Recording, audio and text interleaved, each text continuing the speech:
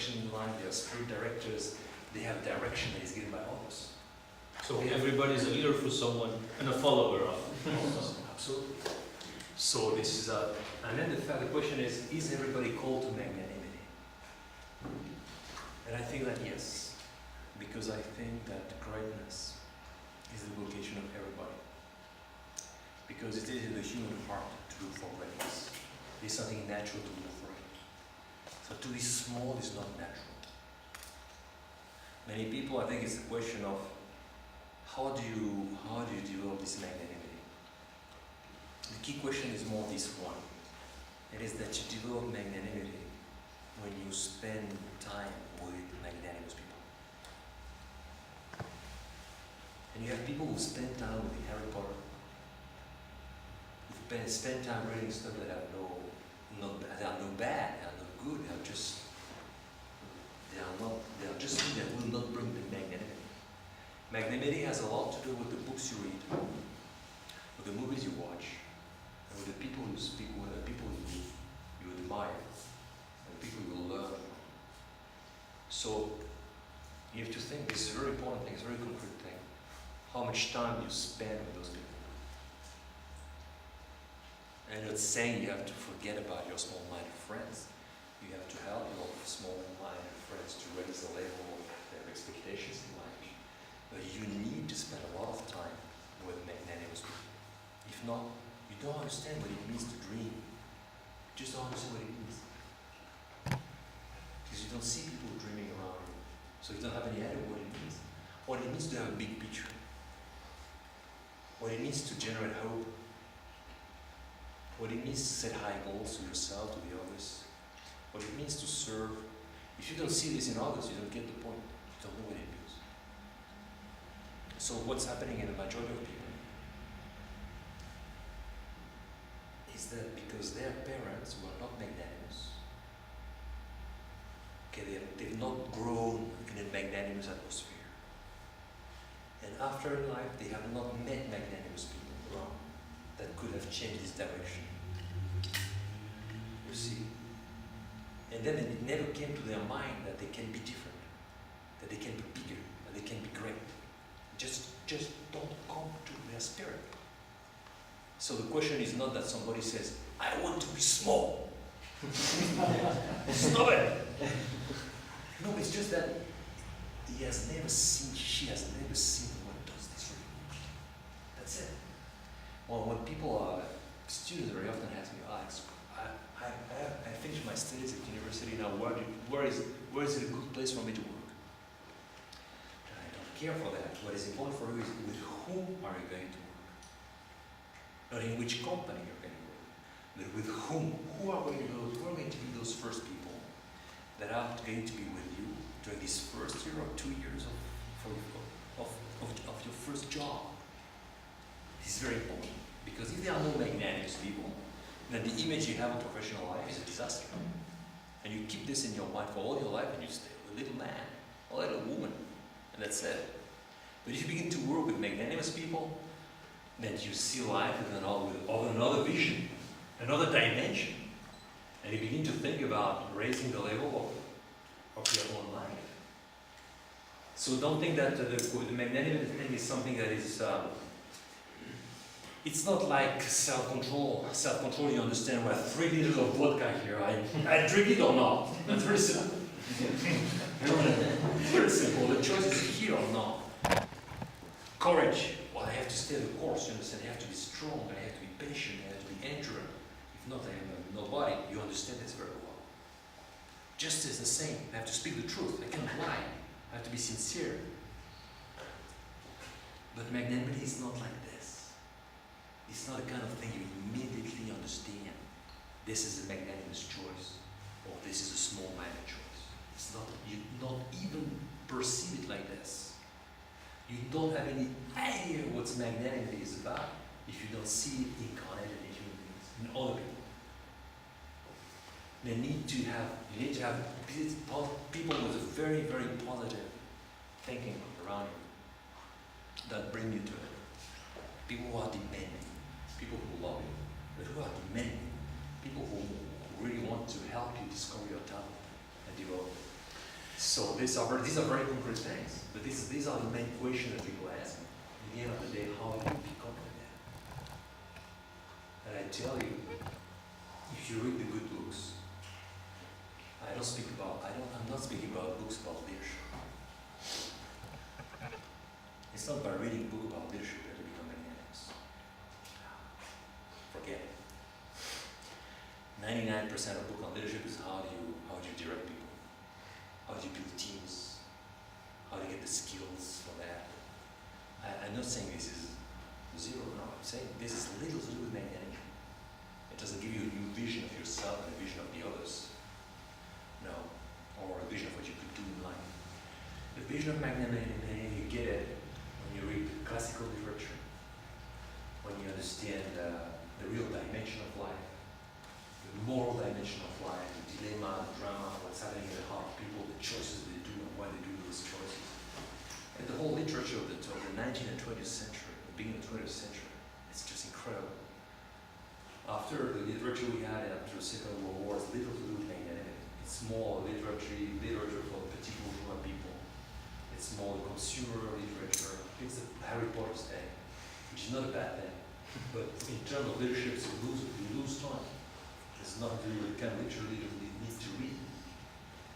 It's not demanding, there is no good examples. So what I am saying this, the time you spend by reading good books is very important. And watching good movies, and being with people that are magnanimous is very, very important. Because this is the atmosphere, this is the time you spend by those people who give you an image of what magnanimity is about. If not, just forget it. Do you understand the difficulty of magnanimity is this, is that in the end of the day, if you're small, you will not suffer. You will suffer if you don't have self-control. You will suffer if you have no prudence. You will suffer if you are not just. You will suffer if you don't have courage. But if you don't have magnanimity, you can be okay. So you don't notice that something is lacking in your life. You just don't notice. Someone who smoked every day 50 or 100 cigarettes, he noticed the problem. You know? Or if he's all the time lying to people, he also notices the problem. But someone who is not big, he doesn't notice it. He does not. You know? So remember that magnanimity has something very intimate with people. It's the whole vision of greatness, of what a human being is called, not to do, but to become. Whom are you called to become? This is what leadership is about. I think we're really in the phase where we could start asking some questions from the audience. So, is there anyone who would like to ask a question to Mr. Havard? If not, go with another one, but I'll just wait for a minute to... Sorry? Yes, Robert. Thank you very much for your inspiring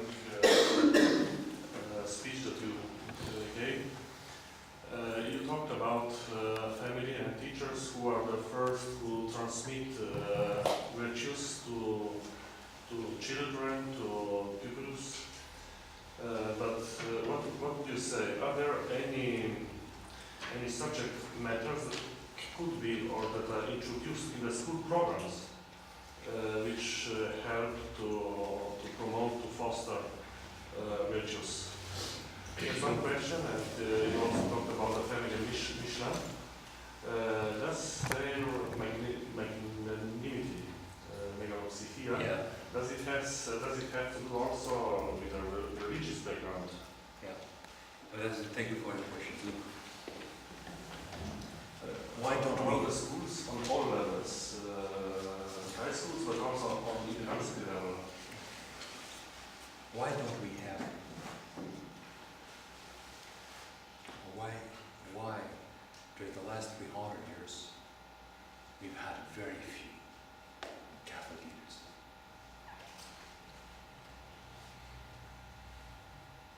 It's a hot question.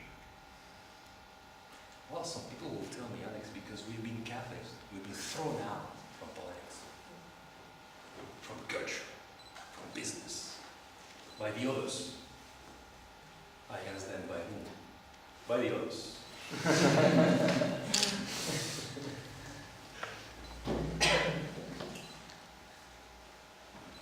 My point of view is that we have a problem with humility. We don't understand still what humility means.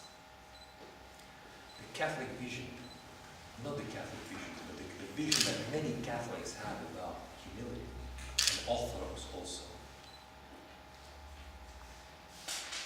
is a false vision. It's a vision of what we call very often pusillanimity or small-mindedness. Humiliation. It's humiliation. It's a vision of someone who says humility is about recognizing my misery. It's not about recognizing my talent. And so what happens? Any Catholic and Orthodox will never speak about their talents. Don't want to hear about any speech about talents. They want to hear speeches about what they cannot do, about the fact that God is big and I am nothing. You see what I mean? The more they feel they are nothing, the more they have the impression that God is big. So we have a real problem with the concept of humility. Real problem. Excuse me if I speak so strongly, but this is a reality.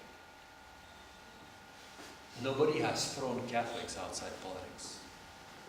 Nobody has thrown them out. They themselves withdrew from politics, from the big business life, in the name of humility. And I see this every day with my eyes. When I talk to people, I see that vision of humility. And it's a humility that excludes magnanimity. Totally. And the kind of speech I had with you today about magnanimity, they don't understand it at all. First of all, they never heard about the word magnanimity. Just a big word. In the Catechism of the Catholic Church, this word is not written in any, there is no place for this word. I'm not criticizing the Catechism. I'm saying I would write the Pope to say to add it. Because how can you speak about humility if you don't have the word magnanimity? And Thomas of Aquinas was very simple about that. He spoke about that, but he's not been followed. People were afraid, Christians were afraid. How can we speak about our greatness? How can we speak about our talents? We're just nothing. And what Thomas of Aquinas understood at his time, is that there are two things. You are without God nothing. Point. Full stop. Very simple.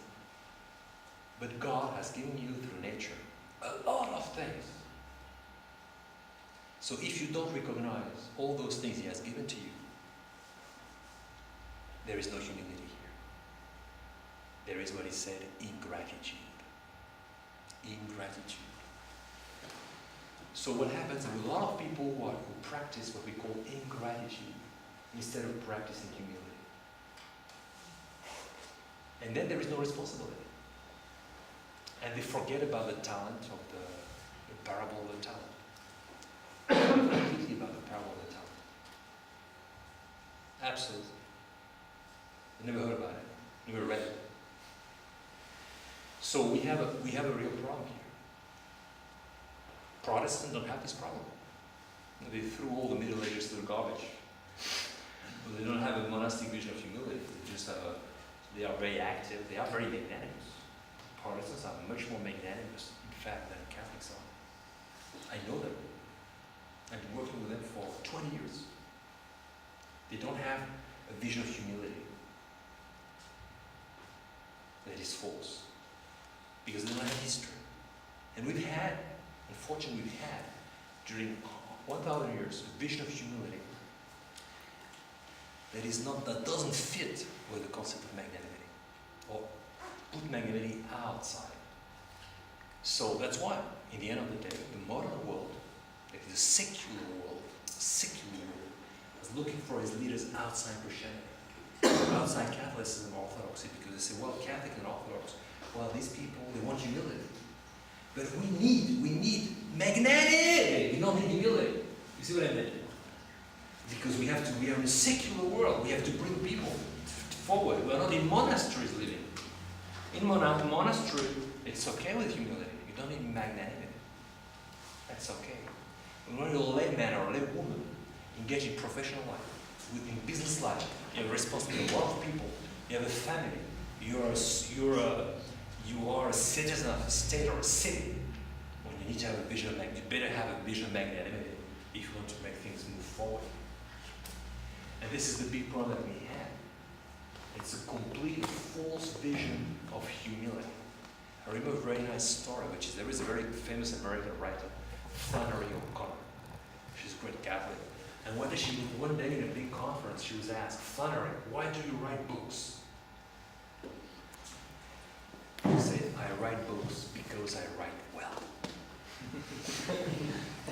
People around were scandalized. How's it possible? That lady, what was she telling these people? She was telling these people a very simple thing. I am aware of my talent. I feel responsible for it. I'm going to multiply. This is the language of magnanimity. People around, all Catholics, didn't understand a word of that.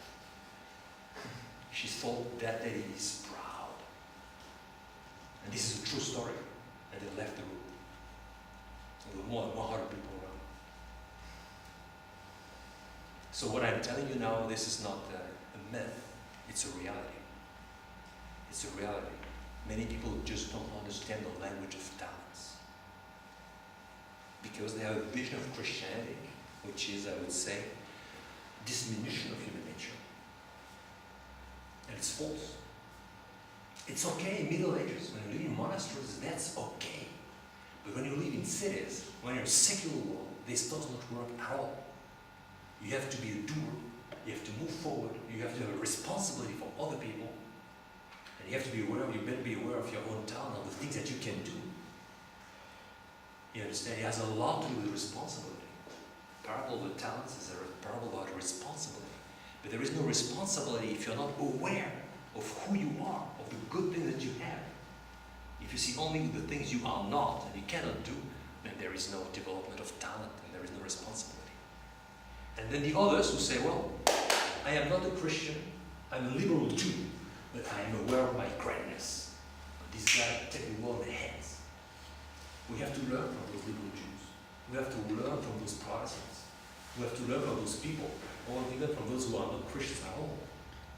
And very often they just give us an incredible vision of what magnanimity is about. And we come with our humility, sorry, I'm humble. Okay, get away. Our society don't need people like you. Stay away, stay there in the desert or monastery. Don't come here. This is what's happening. It's a reality.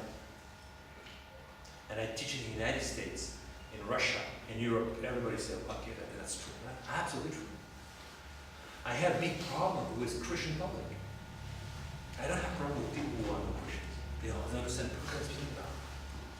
I have a problem with the Christian public. Unbelievable.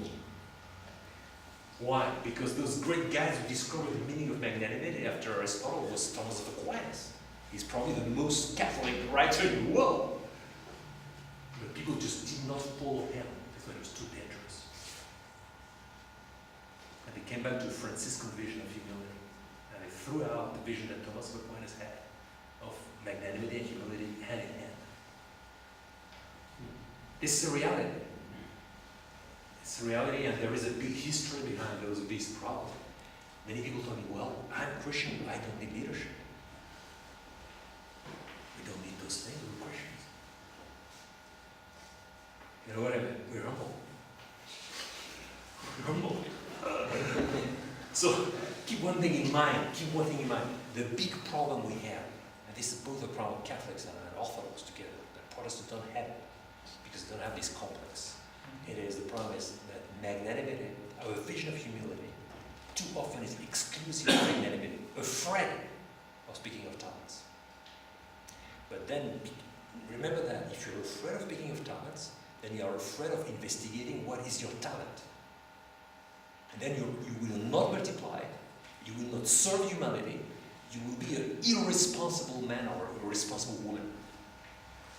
Which means a bad Christian. That's it. And that's the work of the devil. Simple. That's a devil's work. So forget about that. And that's why leadership is so important for us. So important because it brings forth this concept of magnanimity that we have forgotten. What happened? During many years, people think that we don't need magnanimity because we have supernatural hope. We have faith, hope, and charity. 3 specific Christian virtues. And they said, well, I have hope, but this is the hope that God can do in me great things. Like St. Paul says, I can do everything in the one that makes me strong. We call it supernatural hope. It's a gift of God. But they forgot a very important thing, what we call human hope. Human hope is, I believe and I have faith that I have already incredible things given through education, through nature, that God has given me in another way, not through grace, but through nature. And I have it. And it's also a gift of God. You see what I mean? And this is what we call human hope. Thomas says it's human hope, it's not supernatural hope. Magnanimity is about human hope. That's why we see people with magnanimity have a lot of self-confidence. A lot of self-confidence. What is that? This self-confidence is what we call human hope. Just that. You understand that you have incredible things with you. And these things, if you're a Christian, you say, well, they come from God, of course, but they are already here. These are my talents, things He gave me through nature. And then I have to use that. You see, as with someone who will think only in terms of supernatural hope, which is in terms of God's grace,